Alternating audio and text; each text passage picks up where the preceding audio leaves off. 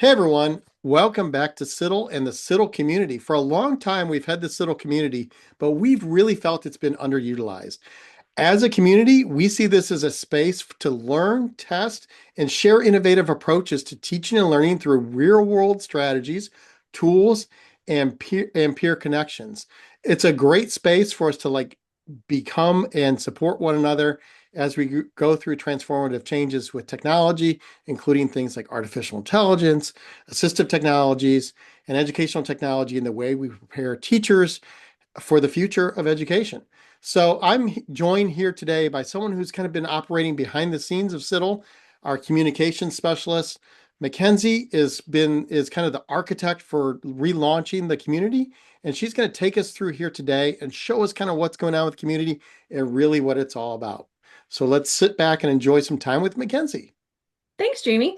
Hey everyone, I'm Mackenzie Nichols. It is so nice to be here. I'm very excited about this relaunch. I am here to show you just a couple of things in areas in the community, how to log in, how to create your profile, all that good stuff so that you can join and start networking with other professionals and sharing your content and ideas. So like I said, we're really excited about this. I'm going to go ahead and share my screen so you can see what it will look like when you do log in. So this is mine. I've already created my profile, but the first time that you log in, your feed might look a little bit different. It will show you some welcome things, first steps, things like that. Really, the first thing that you're going to want to do when you log in is create your profile, and then we'll have some kind of how-to information and a welcome course, but we'll start with the profile. If you click on your profile picture up in the top right-hand corner, and then click on your profile picture again, you'll be able to edit your profile. That's how people will find you in the community. So if you're not comfortable sharing too much information, that's fine. But the more that you share, the better Mighty Networks will be equipped to connect you with others in the community that are kind of working on some of the same things that you are. So add in your information, add in your about me. Some of it will kind of come up with on its own, like your streak. Some of it, the badges that you earn, it'll show that. It'll show some of the people that you are around you or that you've connected with in the past. That's a good way to start connecting with other members. You'll just click this edit button and then be able to edit your profile. The next important thing I want to direct you to is the welcome course. That is the best place to start to figure out how to use the platform. It will show you how to meet other members. It will show you some of the community norms and expectations that we're kind of having as we go in and engage with others. And then it shows you where to find specific things. And I'll just give you a brief overview of some of the things that are in the welcome course today. So finding other members. Like I said, once you've created your profile, it will automatically show you some members that have things in common with you, whether it's your job title or location based. It shows you some, if you go into this member section here, it shows you some of the folks that are already online, people that are engaging with the community frequently and posting frequently. Like I said, members that are near you if you decide to share your location. And then as you scroll down, it gets a little bit more refined and shows people in specific positions or with specific organizations.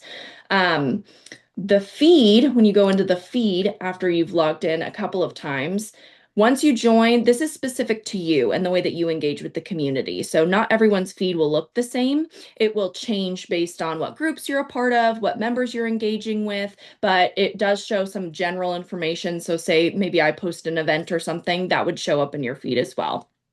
But this is a great place to start to just kind of see what other people are posting. We've had a lot of activity with this relaunch starting on Monday this week. So you'll see some newer information. And then there's archive of old information from the past several years as well.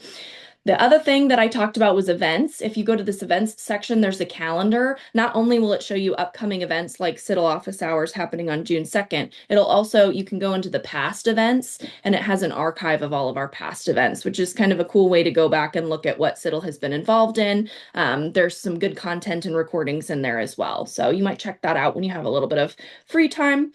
And then in the other thing that is kind of new and upcoming is we'll be hosting some groups.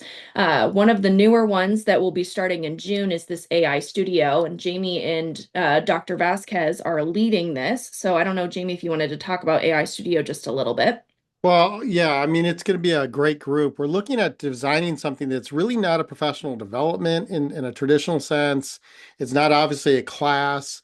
It's really focused on kind of humans, machines, and the mess in between, so that we can all kind of get our hands dirty with understanding AI literacy.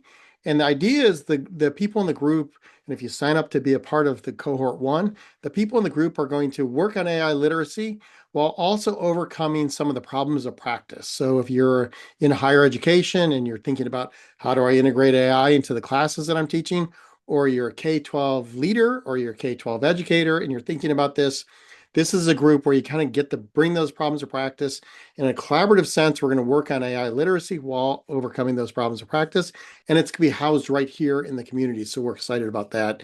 And you can learn more about that by obviously learning about it on our website, I think, is where we're going to learn the most on it. So, and you'll hear more about that later.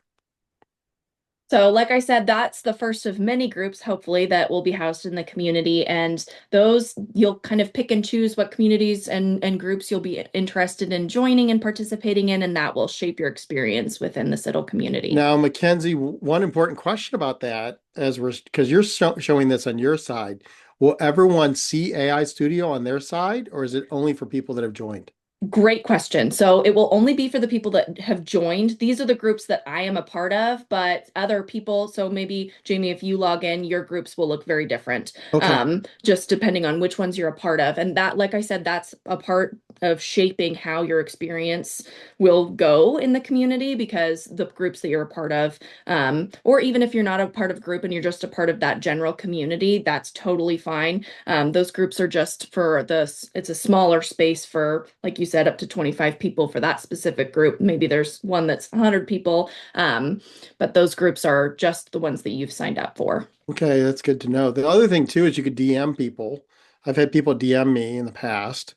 So you could direct message people just like on other social platforms. But the nice thing about this platform is that it's for us by us. So it's a smaller community. It's not like a social media platform that we're used to. It's kind of a smaller group of people with like interests.